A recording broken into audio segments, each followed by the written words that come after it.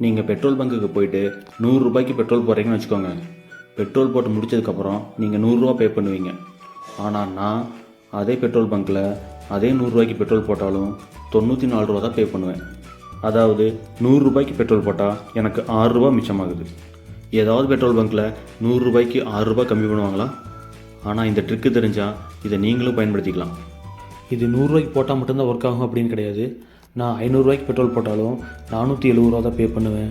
இதே நான் 1000 ரூபாய்க்கு பெட்ரோல் போட்டாலும் 940 ரூபா தான் பே பண்ணுவேன்.